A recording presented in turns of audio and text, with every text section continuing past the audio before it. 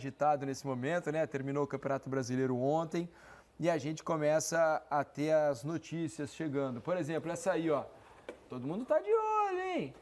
Pedro Raul anuncia a saída do Goiás. Ele que foi o vice-artilheiro do Campeonato Brasileiro, só atrás do Herman Cano do Fluminense. Ele diz, olha, sigo para um novo caminho. Qual será esse caminho? Vale lembrar que ele pertence a um time japonês, então vai precisar haver uma negociação. Tem bastante gente querendo, já ouvi falar de Vasco, já ouvi falar de Corinthians, já ouvi falar de Flamengo. De exterior, tem proposta. Clubes do exterior, ele pertence ao Castil a Rei Sol. E aí, PVC, você tem alguma informação ou tem algum palpite? Alguns 3 meses atrás, 2 meses atrás, talvez, falava-se muito da França. Que ele tinha proposta da França e poderia ir para o exterior. Mas a Copa do Mundo pode mudar tudo. Vamos ver como é que vai ser o mercado pós-Copa. Ele fez um campeonato espantoso, já passou por clube grande, passou pelo Botafogo. E também foi bem, né? E também foi bem, não tão bem quanto no Goiás. Eu acho que ele está no melhor momento da carreira dele, vai escolher onde jogar. E apesar dele ser de área, ele tem uma boa mobilidade, ele tem uma técnica boa, ele não fica presão lá não. E aquela bola quebrada, né, Pedrinho? De trás ele consegue segurar, esperar o time sair de trás, né? E o modelo do Goiás não era de tantas alternativas para finalizações, né? Mesmo assim ele fez muitos gols. Imagino que vai ter muita gente aí sondando, fazendo propostas para contar com o futebol de Pedro Raul. Então o Goiás já está sem técnico, né? Porque o Jair Ventura também anunciou que não continuará na próxima temporada, não chegou a um acordo com o clube.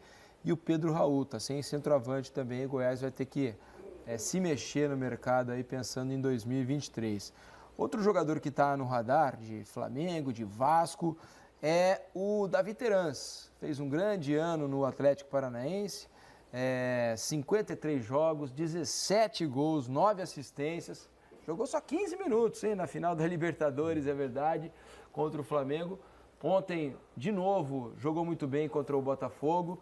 E tem muita gente o querendo para reforçar para a temporada 2023. O problema é que ele está no Atlético Paranaense, que também é um clube forte, um clube que não costuma, organizado, né? Não costuma ceder seus jogadores por preços baixos, então não vai ser fácil tirar o Terans de lá. Mas ele é muito bom jogador, né? Às vezes, sacrificado até principalmente na final da Copa, né, que ele usou Terans e Pablo na final da Copa do Brasil contra o Flamengo, e aí ele se sacrificou muito porque passou muito tempo mais exercendo funções e ações defensivas, mas ele é um canhotinho de qualidade, um meia que não é muito comum, né? A gente está perdendo, pelo menos para a função, né? Não perdendo a característica desse jogador, mas para exercer essa função de jogar por dentro como criador, ele tem mercado e é um jogador, eu acho que pode potencializar seu jogo ainda mais. Todo bom jogador agora, a gente ouve a notícia de que o Vasco quer, né? Porque o Vasco vai ter que remontar o seu time, tem muito investimento. Então a gente já ouviu aí interesse no Pedro Raul, no Davi Terans.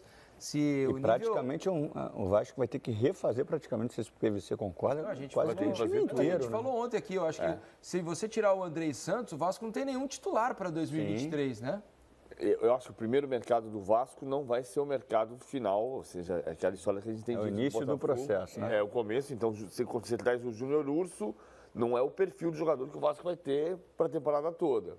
O Terans teve uma passagem muito boa pelo Atlético Paranaense, mas parece ter uma certa desconfiança do Filipão, que não escalou, acho até que equivocadamente, na minha opinião, na final da Libertadores. E também. Mas a torcida do Atlético também. Mas talvez isso tenha a ver com a ideia de quanto ele tem de regularidade, porque ele não teve o nível de atuação no Atlético Paranaense no Atlético Mineiro. Né? Tudo bem, era 2 anos mais novo, mas ele passou por um clube como o Atlético Mineiro. Oportunidade também, né? Porque o time é mais recheado. Mas não era tanto na época que ele passou por lá. Ele podia ter... Tudo bem, a vida ele pode estar avançado. Se você passa 1 ano e meio, 2 anos de distância... Amadurece.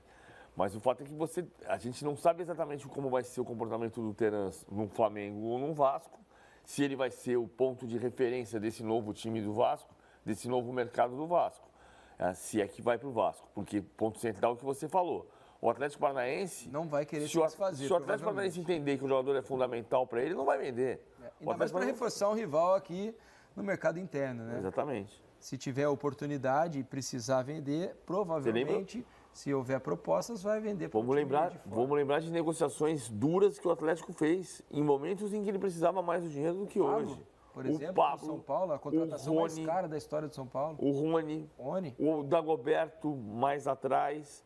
O Atlético sempre foi um clube duro na queda, na hora de vender. E um outro detalhe, né, PVC? No ano passado, com a contratação do Vitor Roque, foi por 24 milhões de reais que o Vitor Roque veio do Cruzeiro para o Atlético Paranaense, mostrou que tem poderio financeiro para contratar jogadores de grande nível e talvez mantê-los. É o que o Petralha tem dito. Agora não precisa mais do dinheiro que você aplicava para construir estádio e construir CT.